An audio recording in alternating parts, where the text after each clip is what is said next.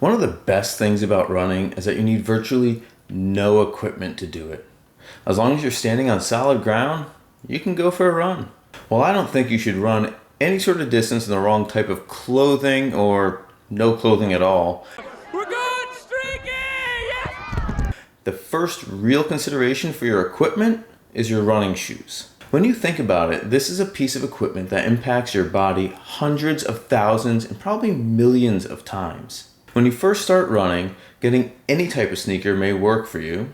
Like my wife, who's an extremely casual, sometimes runner, this is her shoe rotation. Well, I guess rotation isn't the right word. She has a pair of running shoes. But as your interest in the sport grows, so does your shoe collection.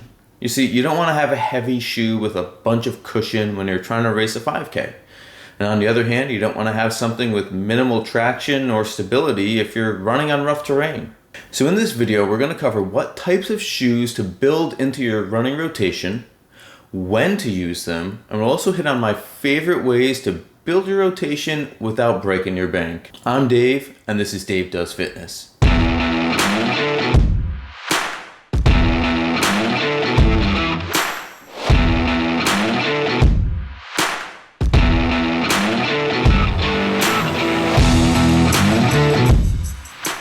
The right shoes can have you running on clouds and busting PRs, while the wrong type of shoes can lead to injuries and just generally having a pretty bad time. Now, a lot of that has to do with the fit of your shoes, with considerations towards size, width, arch support, stability, heel drop, weight. And since I'm sitting here in the internet and you're at home, that's not really something I can help you with.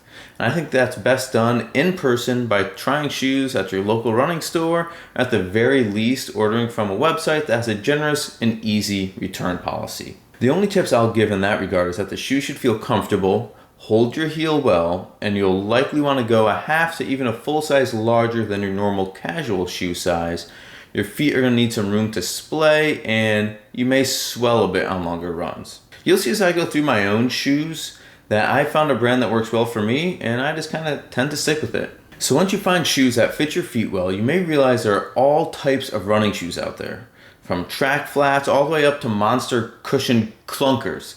So which should you buy? What should you buy first? When should you use each of them? Let's dive in.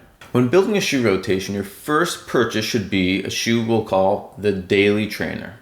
I'm talking about a do-it-all type of shoe that has adequate cushion and support without being too clunky. This type of shoe is not only your starting point, but will be one of your main shoes that you use to log many miles.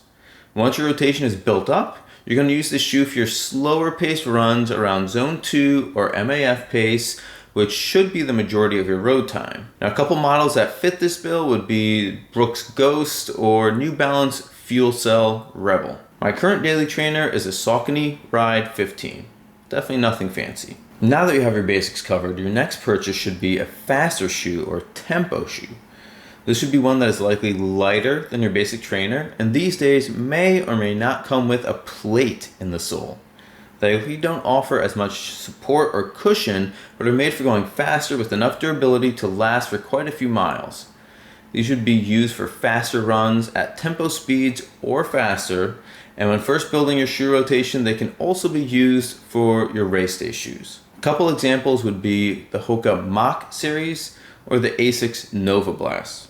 My personal tempo shoes are Saucony Endorphin Speed 3, and I also have a pair of Speed 2s. This is a good time to remind you that if you're liking the video so far, I'd really appreciate a thumbs up or even a sub.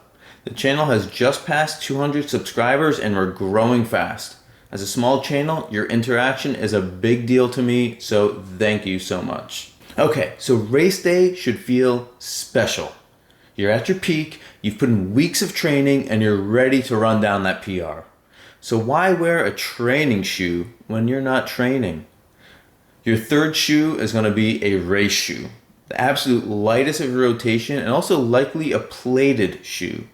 The shoe is not built to log many miles and likely has less tread than others, so it's not ideal for slippery conditions. The shoe is built for one thing, and that's speed. Examples would be Brooks Hyperion Elites or Nike Air Zoom Alpha Fly Next Percent. I don't know who names these. My personal race day shoe is a Saucony Endorphin Pro 3.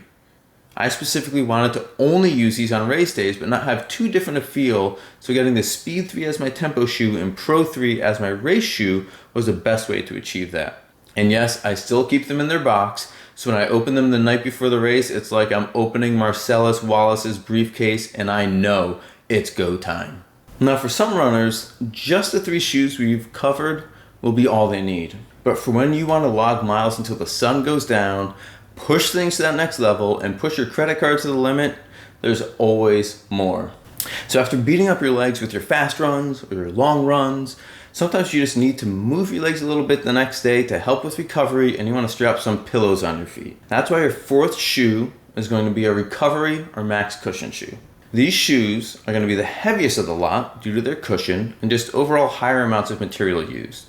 They're good for zone 2 recovery runs and just generally taking it easy. A couple examples would be Hoka Bondis or Asics Gel Nimbus. I don't currently have a recovery shoe in my rotation, but my most recent one was a Hoka Clifton 8. That really covers everything you need for road running, but what if you want to do some more? When you want to get away from it all and leave the pavement behind, you're going to need the right footwear to head into the great outdoors. A trail shoe would be my 5th addition to your rotation. With large lugs and good ankle stability, giving you a sure step, you can fly through the woods and over the mountains like a deer or a mountain goat, or I guess an ultra runner. Some examples would be Salomon Speed Cross and Ultra Lone Peak. My current trail shoe is a Hoka Speed Goat 4. Okay, now we're in the true bonus round. You've got everything you can need. But if you still want more, there's always what I call a change of pace shoe. So running's a very repetitive sport, and because of that, it can lead to injuries caused by high levels of repetition. Having a shoe with a different amount of support or heel drop or width for your toe box can change things up just a bit. It's truly a bonus shoe, but I do think it's worth mentioning. I personally use Altra Riveras as my change of pace shoe, as their zero drop shoe gives a different feel than most running shoes. And the absolute final addition, because surely you haven't spent enough money yet, isn't a sneaker at all, but would be some form of recovery footwear. Now there's some fancy recovery slides out there like the Hoka Aura slides, but I use some really cushy cheapo slides that I bought, or honestly just Crocs. Just make sure you've got something nice and comfortable waiting for you at home when your dogs are barking. That was a lot, but that would build the ultimate running shoe rotation. And don't forget that while it's good to build up your shoe rotation, it is equally important to know when to get rid of a pair of sneakers. I typically do that by mileage once I hit around 400 miles on a pair, because with my stride, I often feel more of an internal breakdown before there's any sort of excessive visual wear on the outside of the sole. I track mileage through the Garmin app, so I know the miles on each of my pairs of shoes. Now, of course, if you find that you're having lower body aches and pains that start cropping up after runs, that could be another indicator the support on the internal of the shoe has broken down and it's time to start thinking about getting a new pair. Okay, so now our seemingly cheap sport of running just skyrocketed up in price if you've built up your rotation. You're spending an average of, say, $120 per pair. That's well over $800 worth of shoes. So here's a few tips on how I built my rotation without breaking the bank. Okay, money saving tip number 1. Keep an eye out for sales. Oh, really? Yeah. I know it seems obvious, but getting a new shoe upon debut is a good way to always pay top dollar. I keep an eye out for shoes I like on deal sites such as slickdeals.net, which is filled with absolute rabid deal hunters that share the absolute best deals.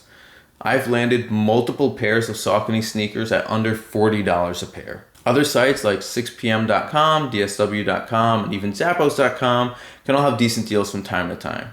Keep your eyes peeled and don't pay retail ever. Money saving tip number 2. Last year's shoes are still great. Like clockwork, whenever a new model is about to come out or it's just debuted, your previous year or two's model will go on sale for a decent bit off. Shoe technology isn't changing drastically from year to year. Even if the other runners point and laugh at your year-old colorway at the start line, you know you're about to burn them all with your antique footwear. Finally, money-saving tip number 3, When you find a model that works well for you, don't be afraid to stock up when you find a good price. One reason is because models can change from year to year, so having one that you like may not mean you like that same line every year. As an example, after getting and liking the Saucony Endorphin Speed 3s, I grabbed some Speed 2s that were on clearance. And while I don't dislike them in any way, they're a completely different shoe. The 2s have different laces that create a different lockdown feel. They have a little bit less stability. They have a narrower heel. They're just very different. So that stock up tip is going to be particularly good for your basic trainers as well as your speed sneakers. The two that you're most likely to stack miles on. I've got multiple boxes of brand new shoes waiting for me once my current ones go to the big sneaker farm up north. So there you have it, step by step, how to build your sneaker rotation from your first shoe up to the completely unnecessary but maybe nice to have 7th shoe. So have you built up your shoe rotation? Do you use the same ordering that I went over in this video? Did you do something different? Do you have any tips to find great deals on running shoes? Let's chat about it down in the comments. If you made it to the end of the video, thank you so much for taking the time to hang with me today. I appreciate you all, and if you'd consider throwing a thumb or a sub, it really would be amazing. The channel is growing, and I'm so happy to have you all here. I'm Dave, and this is Dave Does Fitness. Have an awesome day, and stay fit.